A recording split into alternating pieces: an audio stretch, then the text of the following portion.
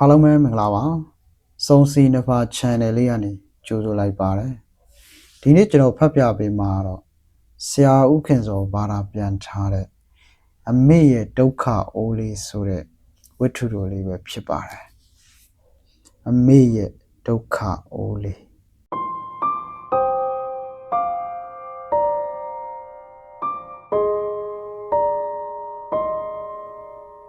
ပြီးခဲ့တဲ့အင်္ဂါနေ့ကတော့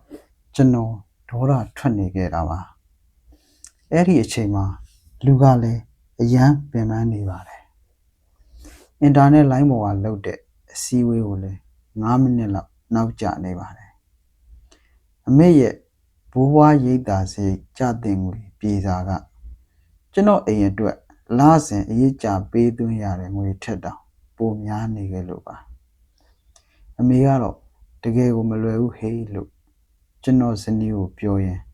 ကားတော်ကိုဇဝဲကိုပြစ်တင်လိုက်ပါတယ်အမေကိုအကုန်ချများတဲ့ပုဂ္ဂလိကစောင့်ရှောက်ရေးဂေဟာကနေဇရိတ်သက်သာတဲ့အစိုးရစောင့်ရှောက်ရေးဂေဟာတစ်ခုမှာပြောင်းထားဖို့အထိကျွန်တော်ဆုံးဖြတ်ခဲ့ပါတယ်အစားအသောက်ဆိုလဲအမြဲအပြစ်ပြောတယ်တခါတလေငါ့ကိုဘယ်သူမှမမှတ်မိတော့ဘူးမှတ်မိပြန်ရင်လဲတခုခုအပြစ်တင်နေတယ်လို့မျိုးငါ့ကိုစိုက်ကြည့်နေတယ်အဲ့ဒီအပတ်မှာပဲအမေအိမ်ကိုရောင်းဖို့ကျွန်တော်ဆုံးဖြတ်လိုက်ပါတယ်အဲလမ်ဘော်ကဝီတိုရီယာခေတ်လက်ရာအိမ်ဟောင်းကြီးပေါ့အားလုံးကိုငွေဖြစ်ပြောင်းပြီးအတိတ်တွေကိုထားခဲ့ဖို့အချိန်တန်ပြီလို့ကျွန်တော်တွေးခဲ့တာပါစနေနေ့ရဲ့နေ့လည်ခင်းကိုအမေအိမ်ရဲ့ထက်ခိုးထဲမှာကုံဆုံးခဲ့ပါတယ်အမေရဲ့နှစ်ပေါင်း90စာဘဝအကျွမ်းကြံတွေကို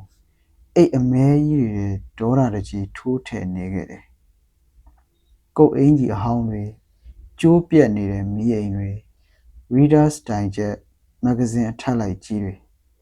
သူဘာဖြစ်လို့ဓာတွေသိမ်းထားတာလဲလို့တွေးပြီးမကြည်မနှက်ဖြစ်မိတာအမှန်ပါကျွန်တော်ဟာစိတ်ပြက်လက်ပြက်နဲ့အမိုက်တွေ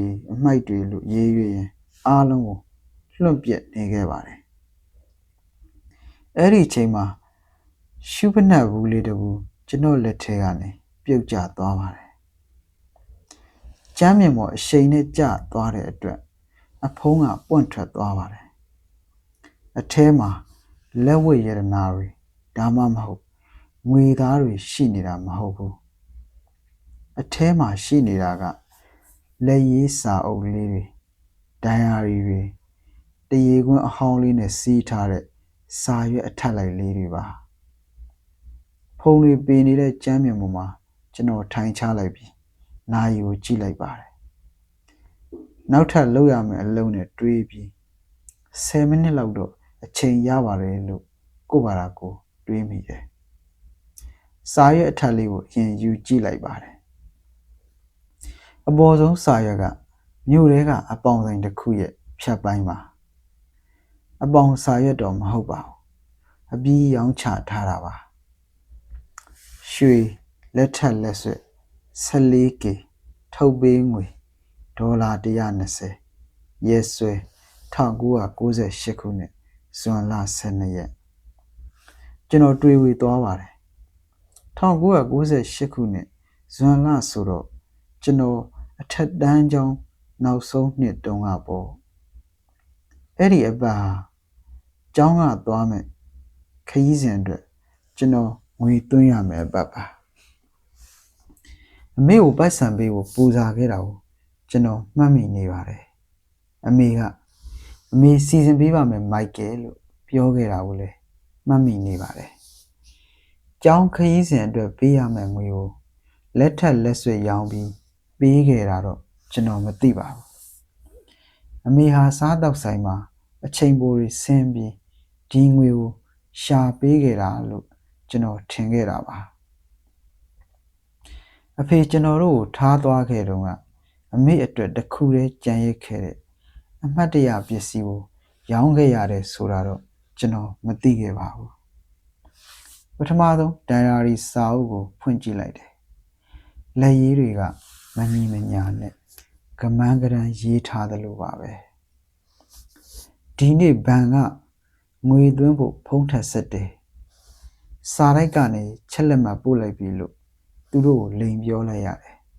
တကယ်တော့မပို့ရသေးပါဘူးဘဏ်ကိုပတ်စံပေးဖို့အရေးကြီးငွေလိုတယ်မိုက်ကယ်အတွက်အားကစားဖက်နှက်ဝယ်ပေးဖို့တစ်ပတ်လုံးနေ့လည်စာမစားဘဲနေခဲ့တယ်သူအသင်းထဲမှာအရွေးခံရလို့ပြောနေတာကိုမြင်ရတော့ဝမ်းသာပါတယ်ဖျားသခင်ကျမအိမ်ပြန်ရောက်တဲ့အခါဒီနေ့ငိုခဲ့ရတာသူမမြင်ပါစေနဲ့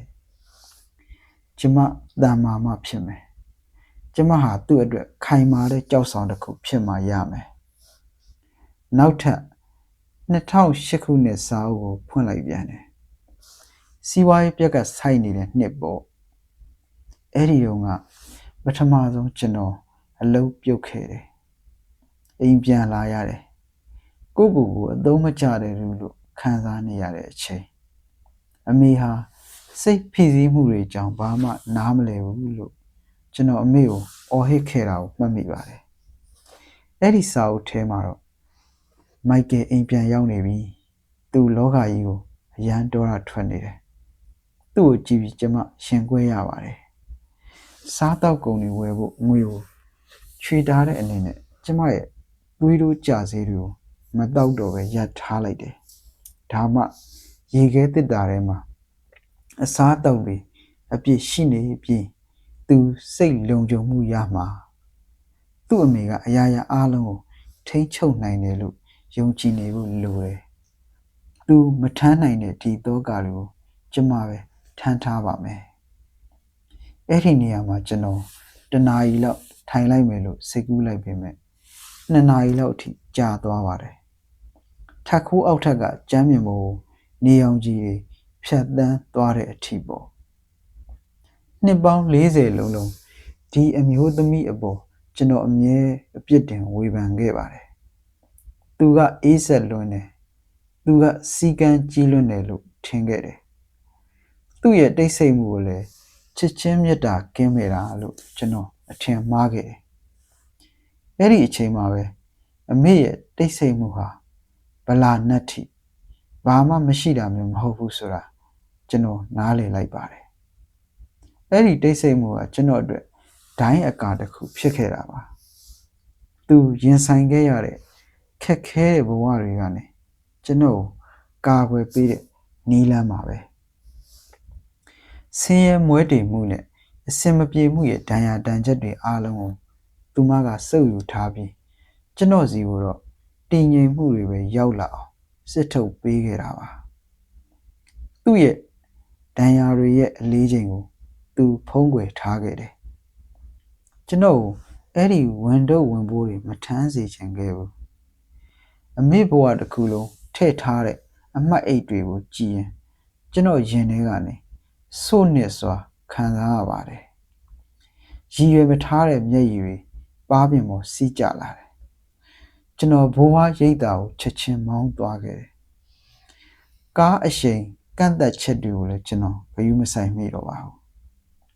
အမေအခန်းထဲဝင်သွားတော့အမေကပြတင်းပေါက်နာကဝီချဲပေါ်မှာထိုင်ရင်ကားပါကင်ကိုငေးကြည့်နေပါတယ်တစ်ချိန်ကထူထဲပြီးနှက်မှောင်ခဲ့တဲ့သူမရဲ့စပင်တွေဟာအခုတော့ဖြူဖွေးပြီးပါးလွှာနေပါပြီအမေကျွန်တော်ပဲလှည့်ကြည့်လာတယ်သူ့မျက်လုံးတွေကမှုံဝါးနေပေမဲ့မိုက်ကယ်တခုခုဖြစ်လာလို့လားတားကိုကြည့်ရတာပင်ပန်းနေတဲ့ပုံပဲတဲ့တခါတည်းရန်သူ့ရဲ့မှတ်ဉာဏ်တွေပျောက်ဆုံးနေချိန်မှာတော့သူ့ရဲ့ပထမဆုံးရင်ဘတ်ထဲကလာတဲ့စိတ်ကူးအတွေးကကျွန်တော်ကိုဂရုစိုက်ဖို့ပါပဲကျွန်တော်ဘာစကားမှမပြောနိုင်တော့ပါဘူးအမေနားကိုသွားပြီးဝီချဲပြီးမှဒူးထောက်ထိုင်ချလိုက်ပါတယ်ပြီးတော့အမေရဲ့လက်ဖွားတွေကိုယူပြီးမျက်နှာအပ်လိုက်မိပါတယ်အမေရဲ့လက်တွေကကြမ်းတမ်းနေပြီးအရည်ပြားတွေကပါးလွှာလို့နေပါပြီအလုတ်ကျန်းလုတ်ခဲ့ရတဲ့လက်တွေအပေါင်းဆိုင်ဖြတ်ပိုင်းတွေမှာလက်မှတ်ထိုးခဲ့ရတဲ့လက်တွေပြီးတော့နှစ်ပေါင်းများစွာမျက်ရည်တွေကိုခိုးတုပ်ခဲ့ရတဲ့လက်တွေပေါ့ဒါတောင်းပန်ပါတယ်လို့ကျွန်တော်ဒူးဒူးလေးပြောလိုက်တယ်အမေကိုဒါ နားမလည်မိခဲ့တဲ့အတွက်တောင်းပန်ပါတယ်အမေမိခင်ဆိုတာချစ်ချင်းမေတ္တာရဲ့နှလုံးခုန်တမ်းဖြစ်တယ်လို့ဘဝရဲ့အခြေခံအုတ်မြစ်လည်းဖြစ်ပါတယ်မိခင်တယောက်မှာစကားလုံးတွေနဲ့ပေါ်ပြလို့မရတဲ့အတိုင်းအဆမရှိတဲ့အနိုင်မဲ့မေတ္တာတွေရှိပါတယ်ကျွန်တော်တို့ဟာအိုမင်းလာတဲ့မိဘတွေကိုအပြစ်တင်တာအရန်စောကြပါတယ်သူတို့ကိုတယောက်တည်းပြစ်ထားတတ်ကြပါတယ်သူတို့လမ်းလျှောက်နှေးတဲ့အခါစကားတွေကိုနှစ်ခါထပ်ပြန်ပြောတဲ့အခါပြောစကားတွေကိုအလွယ်တကူမတုံ့ပြန်တဲ့အခါကျွန်တော်တို့စိတ်တူတတ်ကြပါတယ်ဒါပေမဲ့ကျွန်တော်တို့မေးဖို့မေ့နေတာကကျွန်တော်မမွေးခင်ကအမေဟာဘယ်လိုအမျိုးသမီးတစ်ယောက်ဖြစ်ခဲ့တယ်လဲဆိုတာပါပဲသူတိတ်တဆိတ်တိုက်ပွဲဝင်ခဲ့ရတဲ့တိုက်ပွဲတွေကိုကျွန်တော်တို့ဘယ်တော့မှသိမှာမဟုတ်ပါဘူးမိခင်တစ်ယောက်ဖြစ်လာခဲ့ဖို့သူ့ရင်ထဲမှာကိုယ်ပိုင်စိတ်ကူးတွေလွတ်လပ်မှုတွေရှိနေတဲ့အမျိုးသမီးငယ်တစ်ယောက်ကိုသူဘယ်လိုတက်ပစ်ခဲ့ရတယ်ဆိုတာသင်ဘယ်တော့မှနားလည်မှာမဟုတ်ပါဘူးသူ့ကိုအပြစ်မတင်ပါနဲ့သူ့ဘေးမှာထိုင်ပေးလိုက်ပါအဓိပ္ပာယ်မရှိတဲ့စကားတွေဆိုရင်တော့သူပြောတဲ့ဇာတ်လမ်းတွေကိုနားထောင်ပေးပါသူ့လက်ကိုဆုပ်ကင်ထားပေးပါသင်ဘာမှမတတ်နိုင်တဲ့ကလေးဘဝတုန်းကသူသင်ကိုနူးညံ့စွာဆက်ဆံခဲ့တယ်လို့မျိုးသူ့ကိုပြန်ပြီးဆက်ဆံပေးပါဘာလို့လဲဆိုတော့အခုအချိန်မှာတာဝန်တွေက